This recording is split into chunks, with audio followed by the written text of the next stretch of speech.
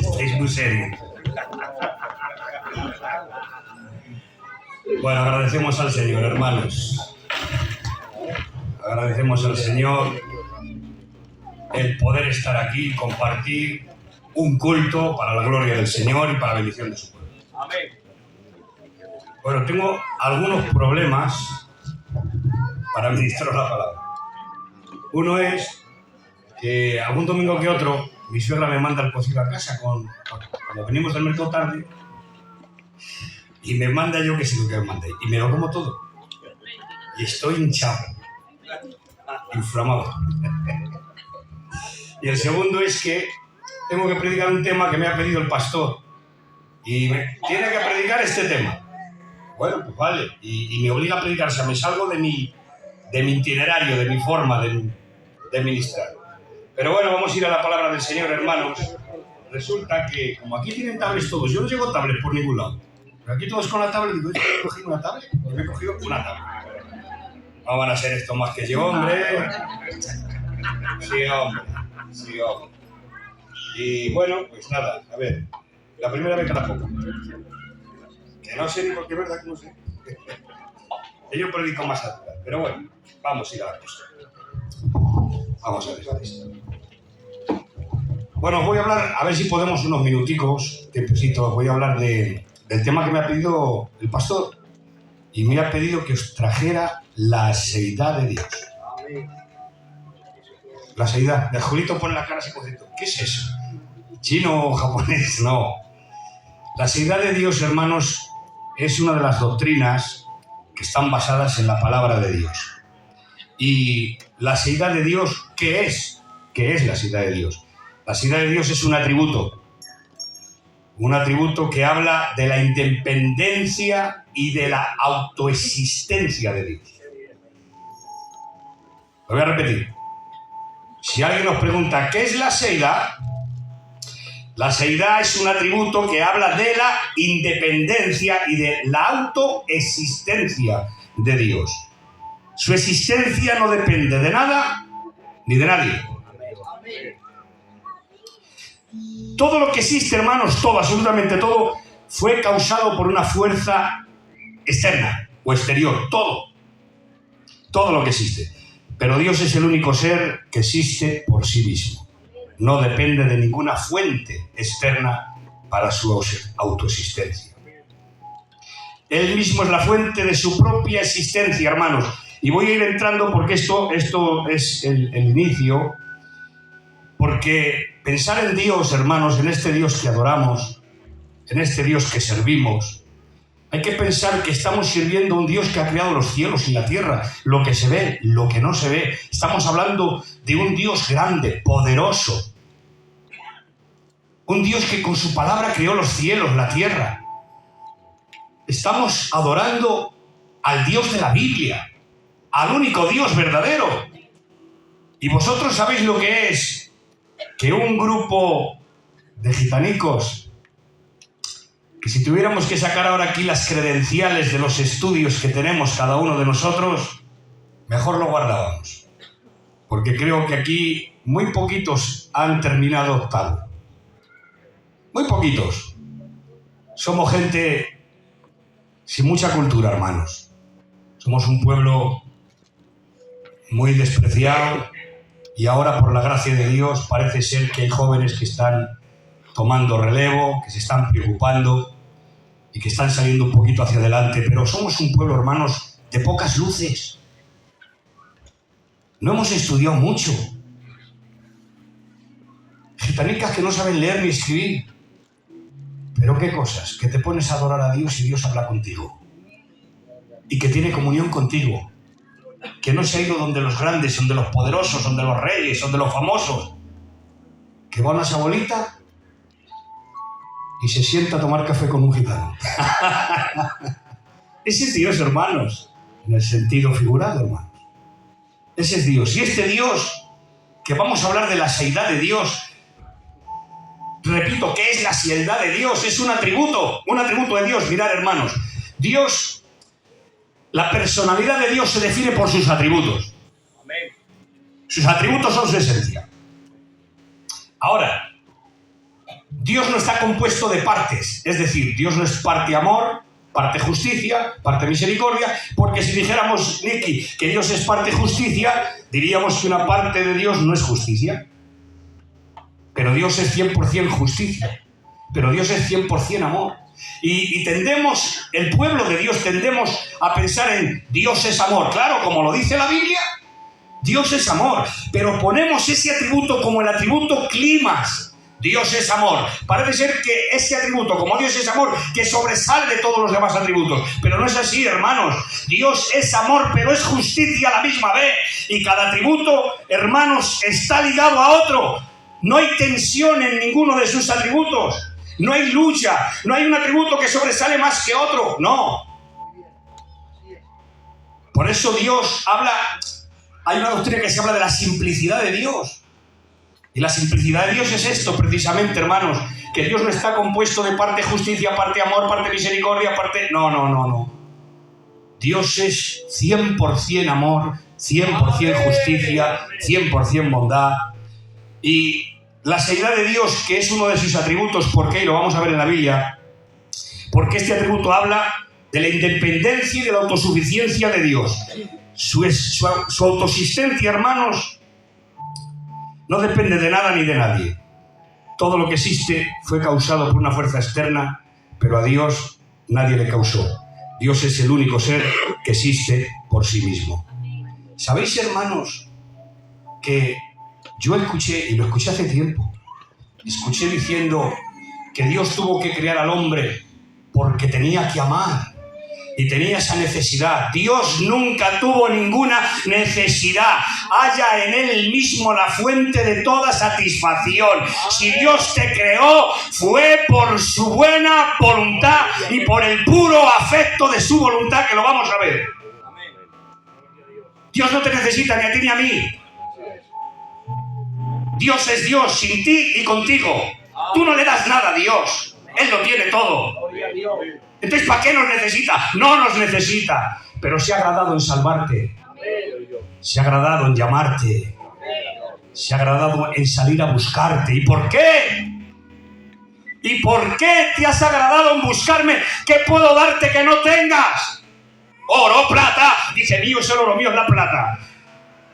¿Qué imagen me vas a hacer a mí si amontonares toda la leña, todos los árboles que hay en los montes? No harías una talla que se pareciera a mí. ¿Qué imagen me vas a hacer? Dios es grande, es poderoso, es autosuficiente, hermanos. Él mismo es la fuente de su propia existencia. Dios no tiene origen ni causa exterior. A Dios nadie le creó. Existe por la eternidad en sí mismo. ¡Gloria a Dios! Ahora, ¿cuál es la base, hermanos, de esta doctrina que estamos hablando? ¿Cuál es la base bíblica para esta doctrina? Mirad, hermanos, lo encontramos en varios asuntos, pero uno de ellos es en su nombre. ¿Sabéis cómo se reveló Dios a Moisés? ¿Alguien lo puede decir, por favor? Exacto. El yo soy te envía. Si alguien te pregunta, dile, el yo soy me envía. El yo soy. Y claro, hermanos, el yo soy quiere decir que Dios es siempre. Ese nombre comunica muchas cosas, hermanos. Primero, significa que Dios es eterno. Él siempre ha existido y siempre va a existir. Él siempre ha existido y siempre va a existir, hermanos. ¿Por qué? Porque el yo soy está diciendo, hace siglos decía, yo soy. En eternidades pasadas decía, yo soy. Pero después de muchos siglos, hoy sigue diciendo, yo soy.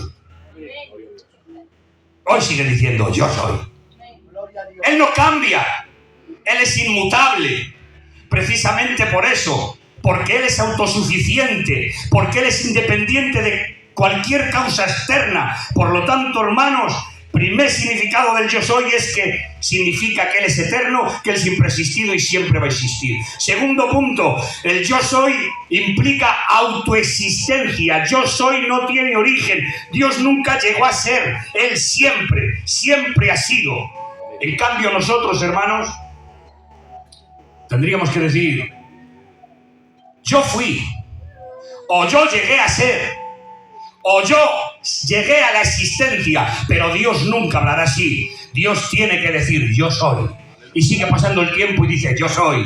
Y sigue pasando el tiempo y dice, yo soy. Porque yo soy el que soy y no hay otro. Por eso Dios ni tiene principio ni tiene fin. Desde la eternidad hasta la eternidad. Este es el Dios que adoramos. Un Dios que no tiene necesidades. Un Dios que no tiene necesidad de algo externa para vivir, hermanos. Nosotros necesitamos alimento, oxígeno, agua para poder vivir. Pero Dios no necesita nada, ni de nadie. Él existe en su propia esencia. Oh, hermanos. Gracias, Señor. También significa que Dios es inmutable, por supuesto. Él siempre ha existido como es, hermanos. Mirad si esto es así, que Dios no cambia, que Dios en Génesis, en el principio del libro, para el que no sepa, Génesis es donde empieza la Biblia, la creación. Pues en el principio de la creación aparece el yo soy. Pero termina la Biblia en Apocalipsis. ¿Y sabéis cómo termina la Biblia llamándose Dios? El yo soy. En Génesis, yo soy. Y en Apocalipsis, yo soy. Hermanos, Él es inmutable y no cambia. Él es el mismo y siempre ha sido y siempre lo será. Y Dios no cambia. ¿Y por qué no cambia Dios? Porque Dios es perfecto. Amén. Porque implica la eternidad, implica perfección. Y todo, hermanos, lo que puede cambiar no es perfecto. Silver, ¿sabes por qué? Mira, porque si algo puede mejorar, no es perfecto, puede mejorar. O si algo puede empeorar, Antonio, no es perfecto, puede empeorar o puede mejorar, pero tu Dios y mi Dios ni mejora ni empeora. Él lo sabe todo, Él es el mismo, ayer, hoy y por los siglos. El libro de Santiago dice que en Él no hay mudanza ni sombra de variación. ¿Qué es la sombra de variación? Cuando hace calor en verano, que buscamos la sombrica, lo ponemos de conversación, pero al rato la sombra se va a otro lado y tenemos que quitarnos de ahí y buscar la sombra a otro lado. Dice la Biblia que en Él no hay sombra de variación. Él no varía, Él no cambia, Él lo que ha dicho lo cumple. Él es estable, Él es la roca, en Él no hay diferencia, Él es la esencia. Y el yo soy es autosuficiente, hermanos. Es eterno, es inmutable. No depende de fuerzas externas que podrían cambiarle. Él no puede cambiar. Tú y yo cambiamos por sentimientos, cambiamos por actitudes, cambiamos por muchas cosas. Y cambiamos, hermanos, porque no tenemos la capacidad de poder mantener lo que decimos, porque a veces tenemos buenas intenciones, pero nos falta el medio para cumplirlas. Pero es que Dios lo que promete lo cumple. Él es el Todopoderoso, Él es el yo soy, Él es el que no cambia, Él es el autoexistente. Gracias a Dios. Es autosuficiente, Él no tiene origen. Libro de los Hechos, capítulo 17 y verso 24 como base. Quisiera que lo leyéramos, Donna. Hechos, capítulo 17 y verso 24. Mirad, aquí, si no te gozas, no tienes sangre en las venas. Lo leemos aquí, 17 y 24. El Dios, de verdad que no hay quien aguante. El Dios que hizo el mundo y todas las cosas que en él hay, siendo Señor del cielo y de la tierra, y no habita en templos hechos por manos humanas, ni es honrado por manos de hombres, como si necesitase de algo. Él no necesita nada, pues Él es quien da. Quédanos con esto. Él es quien da a todos, sin excepción, vida y aliento. Y todas las cosas. Él es quien da vida, aliento y todas las cosas. Hasta ahí. Hermanos, Él no necesita nada de hombres, dice. Ni es honrado por manos de hombres como si necesitara de algo. Él no necesita nada. Pues Él es, finaliza el texto, Él es quien da vida y aliento. Gloria a ti, Señor. Y quien da todas las cosas. Hermanos, todo lo que existe recibe de Dios. Todo. Tú, la creación, todo recibe de Dios. Mirad, hermanos, la Biblia dice que Dios sustenta todas las cosas con la palabra de su poder. Si el Espíritu Santo se desligara un solo segundo de la creación moría. Porque no puede vivir la creación sin el sustento de Dios. Gloria a Él. Ni los paganos, ni los inconversos. Dice el texto, hermanos, y la Biblia no es como nosotros, que a veces exageramos o a veces quitamos. No, la Biblia lo que dice. Y dice, hermanos, pues Él es quien da a todos vida y aliento, a todos. Y eso se lo estaba predicando Pablo a inconversos. Es decir, que aun los inconversos tienen aliento y vida porque Él se complace en darles vida. Amén. Gloria a Dios.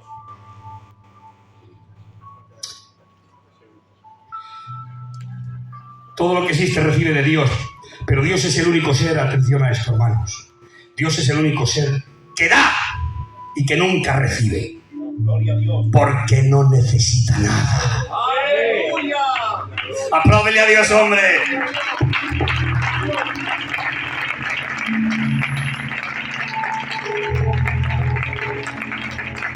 Gloria a Él. Lo voy a repetir, hermanos, que esto me encanta. Dios es el único ser que da y que nunca recibe, porque no necesita nada. Él nunca ha tenido una necesidad de nadie ni de nada en su existencia. ¿Y sabéis cómo se ve esto? Escuchadme bien. Que no voy a ser muy largo, escuchadme bien, porque falta el pacto. Voy a repetir esto y añado. Dios es el único ser que da. Él da. Y Él nunca recibe porque no necesita nada. Él nunca ha tenido una necesidad de nadie ni de nada en su existencia. Y esto donde lo vemos, hermanos, mirad. Moisés está en el desierto y ve a lo largo una zarza que está ardiendo y no se consume. Le llama la atención la zarza que arde, pero no le llama la atención porque arde, porque en el desierto, hermanos, se alcanzan durante el día los 50 grados o más de calor. Las zarzas se queman solas, Nicky.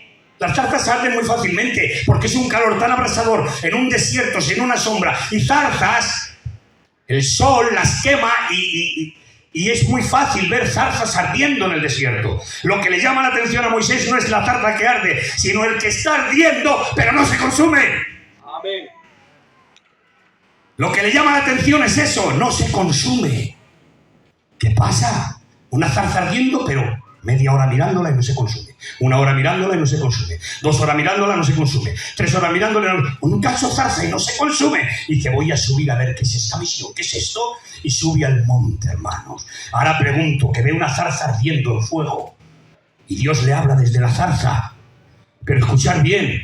Pregunto, una zarza ardiendo, fuego, fuego, fuego manteniéndose. ¿Sabéis, hermanos, que para mantener un fuego, ¿qué hay que hacer? Alimentarle, ¿eh?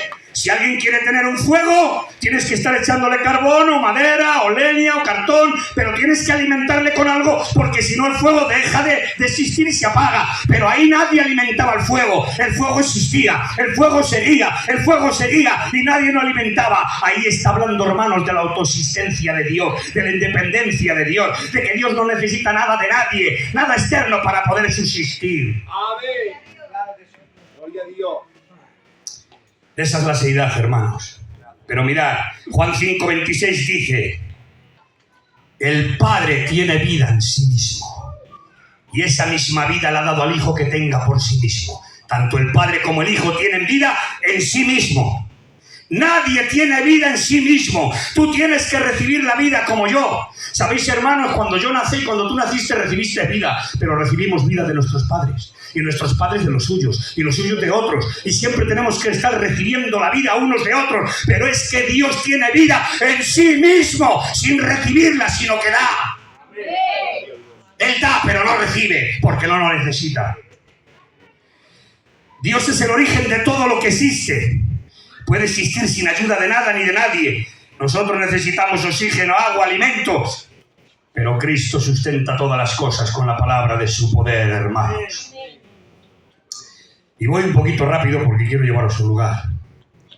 Mirad, hermanos, tú eras un muerto caminando igual que yo. Porque la Biblia dice que Él nos dio vida. ¿Ves? ¿Quién da vida? Él. Porque la tiene y la comparte. Él nos dio vida. ¿Cuándo? Cuando estábamos muertos en nuestros delitos y en nuestros pecados. Éramos muertos andando, pero Él nos dio vida. Efesios capítulo 2, versículo 1. Él nos ha dado vida, hermanos. Contempla la belleza de Dios. Adora a este Dios maravilloso que nos da todo y que nos provee de todo. Hermanos, hablo a los creyentes, hablo a los cristianos, hablo a los que son de Dios. ¿Qué creéis, hermanos, que cuando nos sentamos a comer el pan, que hemos salido a trabajar, que traemos el pan por nuestra propia capacidad y fuerza? Es verdad, está en nosotros, porque mi responsabilidad es ir a ganar el pan. Esa es mi responsabilidad. Pero Dios es el que dice, peces a la red. ¿O acaso había peces cuando tiró Pedro la red? Si habían estado toda la noche y eran pescadores, del mar no había quien le ganara a saber a Pedro. Pedro sabía más del mar que nadie. Y le dije, Pedro, boga mar adentro. Pero Señor, ¿qué hemos estado toda la noche, hombre? Mira, me enseñarás de doctrinas, me enseñarás de vida, de conducta. De eso me enseñarás, pero del mar a mí me vas a enseñar que me han salido los dientes en el mar. Venimos toda la noche y se pesca de noche, no de día. Pero ahora tú me dices, de día, boga mar adentro. O sea, se pesca de noche y tú me dices de día. Te digo que no hay peces y me dices boga mar adentro. Pero le dice el Señor, Pedro, echa la red a la derecha. Hermanos, que no había peces. Que Pedro tenía razón, que no hay peces. Pero hermanos, aunque no había peces, el Señor hizo peces a la red. Y empezaron a venir los peces donde no estaban, hermanos, e iban directos a la red por el mandato de Dios. Ese es tu Dios y mi Dios, el que ordena, el que establece, el que manda, el que tiene la autoridad. Ese es Dios. ¿Quién es este? Que hasta el viento y el mar le obedecen. ¿Quién es? Hermanos, un simple gusano. Dios usó un gusano que lo pisamos y lo tiramos. Pues Dios contó con un gusano y le dijo al gusano, gusano, pica la calabacera de Jonás, que está muy a gusto ahí sentado en la sombra. Pica la calabacera para que se pudra. Y el gusano va, ¡plas! Pica la calabacera se pudre y Jonás se enoja porque le ha quitado la sombra. Pero un gusano avergonzó la locura de un profeta. Amén y amén. Ese es mi Dios y tu Dios, que no necesita grandes cosas para hacer grandes cosas. Él con una cosa pequeña puede hacer algo grande. Él contigo, que no eres nada, ni yo tampoco, hermanos, pero puede hacer muchas cosas. Amén. Y voy en la recta final, hermanos. Dios no necesita crearme, hermanos, ni a ti ni a mí. Dios no te necesitaba. La razón por la que te ha creado es por el puro afecto de su voluntad. ¿Sabéis qué quiere decir eso? Eso está en Efesios capítulo 1, verso 5. ¿Sabéis qué quiere decir? Que Dios nos ha creado. Escucha, tía Fresa, escuche, ahí que estamos atentas. Dice que Él nos ha creado por el puro afecto de su voluntad. ¿Sabéis lo que implica eso? Dice, por el puro afecto de su voluntad, porque le ha dado la gana, porque ha querido crearnos. Y escucha, dice puro, pastor, dice puro afecto de su voluntad. Puro, está diciendo, no hay mezcla. No hay nada que le haya impulsado a crearte, ni a llamarte, ni a salvarte. No hay nada en ti ni en mí que le haya impulsado a buscarte y a salvarte. No hay nada bueno en ti, ni en mí, ni nada que podamos ofrecerle para que Dios haya salido a tu encuentro. Ha sido el puro afecto de su voluntad. Puro, sin mezcla. ¿De dónde ha nacido? No ha habido nada externo que me impulse a llamarte. No ha habido nada externo que me impulse a salvarte. No ha habido nada externo que me impulse a amarte. Te amo por el puro afecto de mi voluntad. Eso dice Dios. Te he amado porque he dado la gana, no porque lo merezcas. ¿Qué crees? ¿Que mereces bendiciones? ¿Qué a veces? Nos creemos que merecemos bendiciones porque barremos el culto, porque he ido de pastor y bueno, he pasado ahí, he estado ayudando, porque he ido a visitar a un enfermico, porque he dado 20 euros. Son cosas de cristianos. ¿Pero qué crees? ¿Que mereces la bendición por eso? ¿Que a Dios le vas a comprar? No. Él te ha amado y Él te bendice por el puro afecto. Por el puro afecto. Por el puro afecto de su voluntad. Y la razón por la que me ha creado es por el puro afecto de su voluntad, sin mezcla. Sin ninguna motivación externa, solo por amor. Cuando yo hago algo, hermanos, y tú también, es porque lo necesitas. porque cumple y satisface alguna de tus necesidades. Haces algo con un motivo. Vamos a ver, cuando hacemos algo, lo haces por un motivo. Porque lo necesitas o porque satisface alguna necesidad que tienes. Lo hago por eso. Pero es que Dios lo ha hecho sin tener ninguna necesidad, sin tener ninguna motivación externa. Él lo ha hecho desde el puro afecto de su voluntad, por su amor sin mezcla, hermanos. Dios no puede crear por esta razón que nosotros hacemos las cosas, porque necesitamos cosas. Dios no lo hace por eso, porque no necesita nada. Él me ha salvado, y si Él me ha creado, no es porque me necesite, es porque quiere compartir tiempo conmigo, es porque me quiere dar cosas, es porque me quiere bendecir, es porque me quiere tener con Él simplemente, pero no es porque me necesite o necesite algo de mí.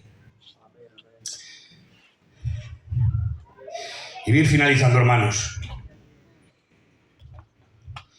Si no conoces a este Dios, si no conoces su bondad, a este Dios de la Biblia, a este que da vida y aliento, si quieres conocerlo personalmente, Él ha enviado a su Hijo Jesucristo. Amén, amén. Que vivió una vida perfecta. Gloria a Dios. Que murió y pagó tus pecados y los míos. Y que el castigo que merecíamos nosotros lo ha llevado Él. Si quieres conocer a este Dios que te estoy presentando, tienes que conocer a Jesucristo. Porque la Biblia dice en Hebreos capítulo 1, Dios en otros tiempos, hablando de muchas formas y de muchas maneras, en otros tiempos a los padres por los profetas, dice, ahora nos ha hablado en el Hijo. Amén. Es por el Hijo, al quien constituyó heredero de todo. Gloria a Dios. Pero ahora dice el Padre, Cristo es el que hereda, es el heredo, el Hijo, el unigénito, el Hijo en singular. Pero ahora, hermanos, dice que Cristo es el heredero de todo. Pero nosotros somos coherederos con Cristo. Cristo comparte su herencia. Aleluya. Cristo comparte su herencia contigo, válgame Dios. Que no lo creemos. Que lo dice la Biblia, y yo creo lo que dice la Biblia. Que dice la Biblia que el que va a heredar todo es Cristo, pero que Cristo va a compartir conmigo su herencia. ¡Hay un nivel! Ni billones, ni bellas artes, ni todos los dineros del mundo juntos, hermanos. Lo que va a heredar Cristo es muchísimo más. No se puede poner en balanza, pues lo que hereda Cristo lo comparte contigo. Somos herederos de Dios y coherederos con Cristo. Porque Él comparte con sus hermanos. Dice, anunciaré tu nombre a mis hermanos. Oh, hermanos. Nosotros merecíamos un castigo, y voy a finalizar, porque tendría que entrar en la otredad de Dios, pero ya. Porque tendría que hablar de la otredad de Dios, que Dios es otro diferente a todos nosotros. Me quedo con ganas, pero ya, hasta aquí. Voy a terminar diciendo que nosotros, hermanos, si quieres conocer a este Dios trascendente, a este Dios inmutable, a este Dios eterno, a este Dios autosuficiente, si quieres conocer al Dios de la Biblia, conoce a Cristo. Amén. Por medio de su palabra. Amén. Y de la relación con Él. Porque, hermanos, tengo que decir que Cristo vivió en obediencia perfecta. Ahí estamos. Vivió en obediencia perfecta. Y murió. Señor. Desde el pesebre hasta la cruz, su nacimiento fue santo. El santo ser que nacerá de ti. En el pesebre fue santo. En su vida, en su conducta, fue santo. Los demonios decían, sé quién eres. Eres el santo de Dios. Aleluya. En el pesebre santo. En su vida santo. Y en su muerte santo. Porque al tercer día, hermanos, la muerte no le pudo sujetar. Y dice la Biblia, y el Espíritu que levantó a Jesús de entre los muertos vivificará vuestros cuerpos mortales. Jesucristo salió del sepulcro y en esa resurrección, hermanos, nos ha dado una nueva vida, una vida eterna. Y ahora tengo que deciros, hermanos, Él fue resucitado para salvarte, para darte vida eterna, para perdonar tus pecados, para que puedas disfrutar de su gracia y su bondad por la eternidad. Pero Él pagó tu culpa, tu pecado. Voy a finalizar diciendo Isaías 53 y con esto culmino, hermano. Dice Isaías 53, ¿quién ha creído a nuestro anuncio? Gloria a Dios. ¿Sobre quién se ha manifestado el brazo de Jehová? Subirá cual renuevo delante de él, y como raíz de tierra seca, no hay parecer en él ni hermosura. Le veremos más inatractivo para que le deseemos. Despreciado y desechado de entre los hombres, varón de dolores, experimentado en el quebranto, como que escondimos del rostro, fue menospreciado y no le estimamos. Y nosotros le tuvimos por azotado, por herido de Dios y abatido. Mas él herido fue por nuestras rebeliones y molido por nuestros pecados, y el castigo de nuestra paz fue sobre él, y por su llaga fuimos nosotros curados. Todos nosotros nos descarriamos como ovejas, cada cual se apartó por su camino, mas Jehová cargó en él el pecado de todos nosotros. Angustiado él y afligido, y como cordero fue llevado al matadero, y como oveja delante de sus trasquiladores enmudeció y no abrió su boca. Por cárcel y por juicio fue quitado, y su generación quién la contará, porque fue cortado de la tierra de los vivientes, y se dispuso su sepultura con los impíos, mas con los ricos fue en su muerte, aunque nunca hizo maldad ni hubo engaño en su boca. Y ahora dice Filipenses, por esa obediencia, por ese sacrificio, por ese dar su vida, Dios le ha dado un nombre que es sobre todo nombre, para que en el nombre de Jesús se doble toda la rodilla de los que están en los cielos y en la tierra y debajo de la tierra, y que toda lengua confiese que Jesucristo es el Señor. ¡Apláudele a Dios! ¡Aleluya!